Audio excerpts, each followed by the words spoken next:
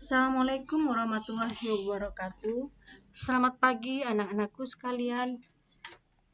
Semoga kalian selalu dalam keadaan sehat walafiat dan tidak kekurangan suatu apapun. Marilah kita berdoa semoga pandemi ini segera berakhir sehingga kita bisa bertatap muka kembali. Tetap semangat terus ya anak-anakku sekalian. Jangan pernah putus asa untuk belajar. Baik, untuk pertemuan kali ini kita belajar bersama tentang energi potensial. Sebelum Ibu menjelaskan tentang energi potensial, maka kalian harus mengerti dulu pengertian dari energi. Apakah energi itu? Energi adalah sesuatu yang sangat melekat dalam setiap aktivitas kehidupan, di mana secara sederhana energi dapat diartikan sebagai kemampuan suatu benda untuk melakukan suatu usaha. Suatu benda dikatakan memiliki energi ketika benda tersebut mampu menghasilkan gaya yang dapat melakukan kerja. Kita masuk ke jenis energi. Energi kinetik, potensial, dan mekanik adalah jenis-jenis energi yang hampir ada pada setiap bagian dari hidup manusia, di mana keberadaannya tidak dapat dihilangkan karena manfaatnya yang begitu besar bagi perkembangan teknologi manusia, terutama yang berkaitan dengan gerakan benda, posisi benda, atau kombinasi antar keduanya. Nah, sekarang kita masuk pada energi potensial. Apakah energi potensial itu? Energi potensial merupakan energi yang dimiliki benda akibat adanya pengaruh tempat atau pengaruh kedudukan dari benda tersebut. Energi potensial disebut juga dengan energi diam sebab benda yang dalam keadaan diam bisa memiliki energi. Apabila benda tersebut bergerak, maka benda itu mengalami perubahan energi potensial yang menjadi energi gerak.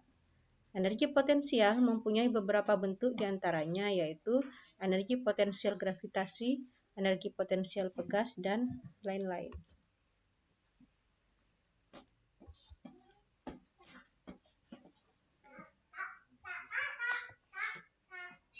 Baik, indikator pada pembelajaran kali ini adalah setelah mempelajari materi ini diharapkan Anda dapat 1. Mendeskripsikan pengertian energi potensial, 2. Menyebutkan contoh-contoh energi potensial di kehidupan sehari-hari, 3. Dapat menyelesaikan persoalan yang berkaitan dengan energi potensial.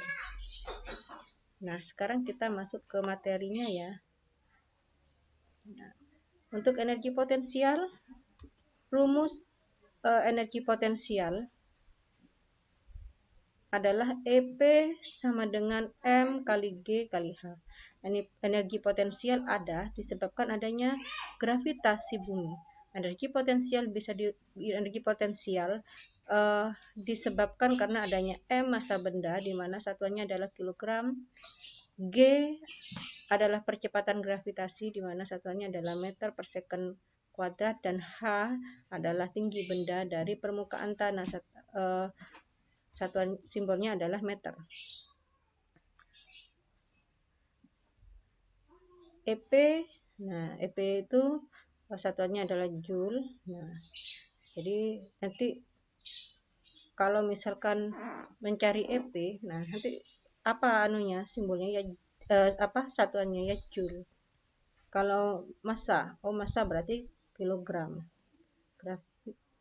G percepatan gravitasi, nah itu meter per second kuadrat, dan H adalah tinggi benda dari permukaan tanah, berarti satuannya adalah meter. Sudah jelas ya?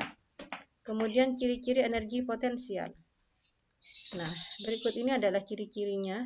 Yang pertama, energi potensial gravitasi dimiliki oleh benda karena posisi relatifnya terhadap bumi. Yang kedua, setiap benda yang memiliki energi potensial gravitasi dapat melakukan kerja apabila benda tersebut bergerak menuju permukaan bumi. Yang ketiga, jika benda memiliki potensi dalam melakukan usahanya, maka benda tersebut memiliki energi potensial. Yang keempat, energi potensial adalah energi yang tersimpan dalam suatu benda karena ketinggiannya. Yang kelima, energi potensial juga dipengaruhi oleh percepatan gravitasi bumi dan tempat ketinggian benda. Yang keenam, semakin tinggi dan semakin besar massa benda, maka energi potensial semakin besar. Nah, berlaku sebaliknya, jika massa benda semakin kecil dan ketinggiannya semakin rendah, maka energi potensialnya juga akan semakin kecil. Jika benda terletak di atas tanah, maka energi potensialnya adalah 0. Jadi, energi potensial itu berbanding terbalik ya, selalu ini ya, terhadap ya. Jadi energi potensial ini berbanding lurus, maaf, tinggi dan massa bendanya. Jadi semakin tinggi semakin besar massa bendanya. Begitu juga sebaliknya. Lanjut, kita masuk pada contoh energi potensial dalam kehidupan sehari-hari. Nah, yang pertama adalah bola perusak. Bola perusak memiliki energi potensial gravitasi yang dihasilkan oleh suspensi bola pada derek. Kemudian yang kedua adalah ayunan. Nah, ini seperti halnya bola pembongkaran memiliki energi gravitasi potensial karena tergantung dari penyangga. Ketika ayunan bergerak, maju atau mundur, ia dapat bertahan selama beberapa milidetik, sehingga memungkinkannya untuk menyimpan energi. Demikian juga dengan ayunan menyimpan energi pada saat tidak berayun. Kemudian contoh yang ketiga adalah pendulum. Nah, pendulum ini seperti jam dinding, dia menyimpan energi potensial berkat gravitasinya. Kemudian yang keempat adalah bola bergulir yang menuruni lereng. Jadi sebuah bola itu berguling-guling di lereng yang menyajikan dua momen di mana ia dapat menyimpan energi potensial. Yang pertama adalah ketika berada di puncak bukit, dan yang kedua itu ketika bola itu telah selesai turun dan berhenti.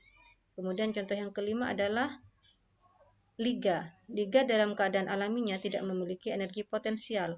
Namun ketika diregangkan ia mampu menyimpan energi berkat elastisnya. Kemudian kita masuk ke latihan soal. Nah, di sini Ibu contohkan ada tes soal nomor 1. Sebuah bola yang memiliki massa 2 kg terletak di atas almari dengan ketinggian 3 meter. Nah, berapakah energi potensial bola jika percepatan gravitasi bumi sama dengan 10 meter per second kuadrat? Nah, silakan dicoba dikerjakan anak-anakku sekalian. Massa di situ sudah ada, M-nya itu 2 kilo, kemudian H-nya ketinggiannya 3 meter, gravitasinya G-nya itu 10 meter per second kuadrat. Nah, silakan kalian hitung berapakah EP-nya.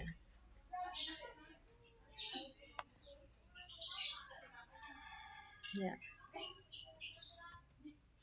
Soal yang kedua, berilah 5 contoh energi potensial yang biasa kita temukan dalam kehidupan sehari-hari. Jadi kalian berikan 5 contoh. Tugas yang kedua, 5 contoh energi potensial dalam kehidupan sehari-hari. Baik anak-anakku sekalian, demikian penjelasan dari Ibu. Terima kasih. Sampai bertemu kembali di materi berikutnya. Assalamualaikum warahmatullahi wabarakatuh.